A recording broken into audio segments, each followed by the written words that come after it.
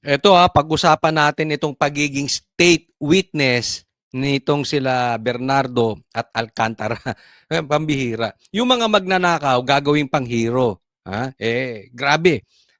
Grabe ang pahirap na ginawa ng mga ito sa taong bayan. Grabe, di umano ang kanilang mga nakaw. Bakit nakaw? Ghost projects. Tapos, gagawing state witness. Ano ang importance? Bakit gusto nila ng state witness? At bakit papayagan? Pag-usapan po natin. Apat na personalidad sa flood control scandal ang itinuturing ng state witness sa ilalim ng Witness Protection Program ng Department of Justice. Sina dating DPWH Undersecretary Roberto Bernardo. Ayan, ito ang ito ang hindi ko maintindihan. Bakit to gagawin? Billion po, Billion po ang naging ghost projects na itong mama na ito, di umano. So, at alam naman natin, papalit-palit ang naratibo na ito. Iba-iba yung mga pinapasa niya. Sa katunayan, yung nangyari o yung mga sinabi niya doon sa hearing, iba na yung nakafile, iba na yung nakasulat. So, hindi natin maiiwasang isipin, ito ay hinawakan na sa leeg para sabihin kung ano ang gustong ipasabi sa kanya. Para sabihin yung mga bagay or yung mga tao na maliligaw tayo, malilihis tayo doon sa tunay na mastermind sa nakawan dito sa baha, dito sa ghost projects. At hindi lang siya, marami pa. Dating DPWH Yan, di ba? Bulacan 1st District Engineer Henry Alcantara, dating DPWH NCR Regional Director Gerard Opulencia, at ang kontratistang si Sally Santos. Isa po sa karapatan ng mga state witnesses na ina-admit po sa programa is to be discharged from criminal liability. Yun, isipin nyo, gagawin mong state witness. Ang dapat ang state witness, gusto nila maging state witness eh. Ang state witness dapat yung pinaka hindi guilty. Isa yan eh. Isa yan sa guilty. Isa po yan sa mastermind. Tatandaan po natin. Ito hindi lang ito sa mga congressman o yung mga may matataas na posisyon. Ito ang pagkakasabi sa atin, ito ay malawakang sindikato sa gobyerno. So, etong si Bernardo Alcantara, main player ito. In short, one of the masterminds. Isa po sila. Tapos, gagawin mo state witness. So, ano sabi? Di wala na siyang kaso.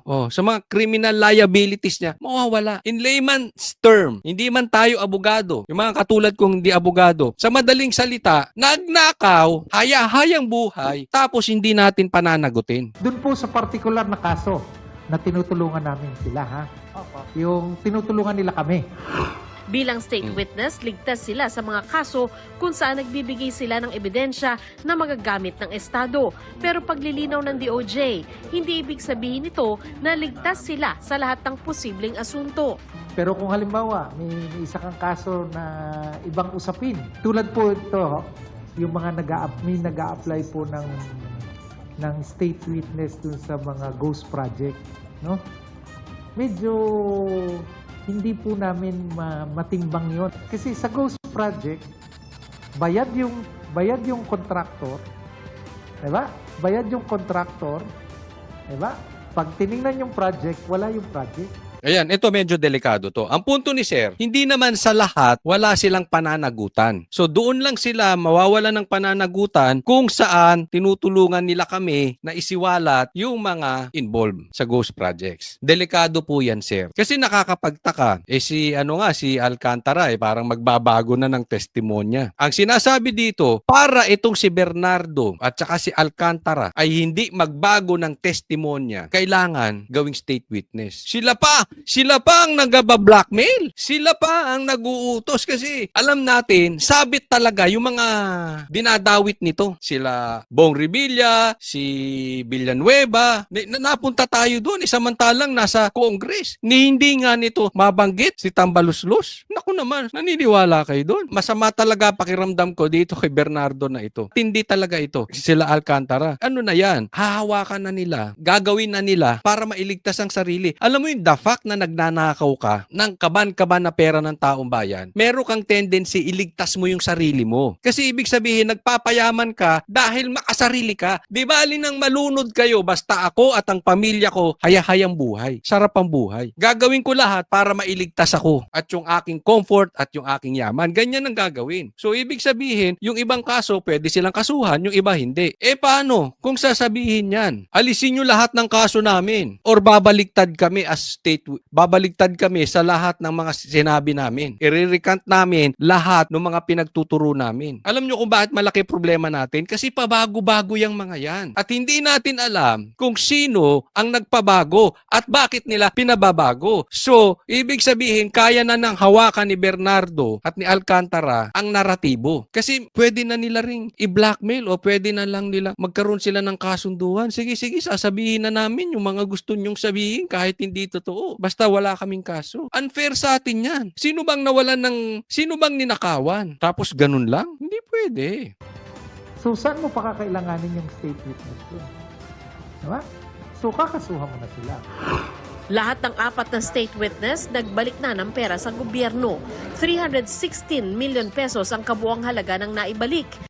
Tingnan mo. Ito lang ang binalik nila sa gobyerno. 181 million ang binalik ni Alcantara. 181 million lang. Oy, ang yamang mo, Kocholi, ha? Nilalang mo ang 180 million? 181 million? Hindi ko po nilalang yan. Wala po akong ganyang pera. Wala akong ganyang 10% na pera. Pero ang para sa akin, compared doon sa kinita nila, aba, barya yan. Si Bernardo, isipin mo, 35 million lang ang ibinalik. Ako yung nagtatanong, Bernardo, ay kumakalat, may mga bahay ka sa Forbes, may bahay ka sa Ayala, Alabang, meron ka pa ring bahay na overlooking the beach, di umano sa Bataan, at marami ka pang properties. Isang bahay lang. Magkano na sa Ayala, Alabang? Magkano na sa Forbes? Kung hindi ako nagkakamali, hindi na bababa ng 200 milyon dyan sa Ayala, Alabang. Sa Forbes, baka 400, 500 million. Kung sa kanya ngayon, 35 million, alam mo kung anong mabibili mo sa 35 million ngayon? Hindi naman kasi titira sa mga pipitsugin yan. 35 million. Bagong condominium sa BGC. 1 bedroom plus 1 parking. 35 million. Gusto mo pa ng Ayala? Ayala condominium? 35 million. 1 bedroom lang sa BGC. Nagigess nyo? Titira ba sa 1 bedroom yan? Anong punto natin? Ang laki ng nakuha niyan. Pinaglululoko nyo kami. 35 million. Ano yan? Pakonsuelo de Bobo? O ayan na mga Pilipino. O ayan na nagbalik. Ang gagago ninyo. Para nyo, alam nyo yung mga nagbibigay ng ayuda, no, ito na, 500 pesos. Iboto nyo kami. Tapos, 3 taon namin kayong nanakawan. Yan po ay pang-iinsulto. Kaya nga, doon sa mga bumibili ng boto, nagbebenta ng boto, lawakan natin yung pag-iisip natin. 500 mo, 1,000 mo, kahit ba sabihin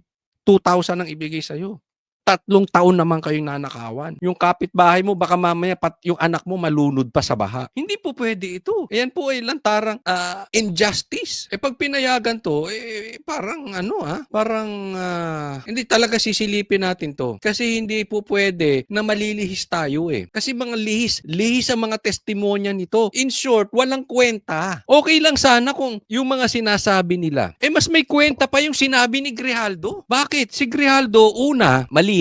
Hindi sangkot sa nakawan, pero hindi nila tinanggap. Saan lang parang nagkaroon ng problema? Doon sa notaryo lang. Ito, magnanakaw, tatanggapin nyo, tapos palalayain nyo, tapos sablay ang mga ituturo. Kaya hindi tayo po pwede. Bigyan nyo kami, Bernardo Alcantara, ng lehitimong mastermind. Huwag yung niloloko nyo na kami, lalaya pa kayo, tapos iinsultuhin nyo pa kami sa pagbalik nyo ng 35 million. Walang ganunan, mga brad.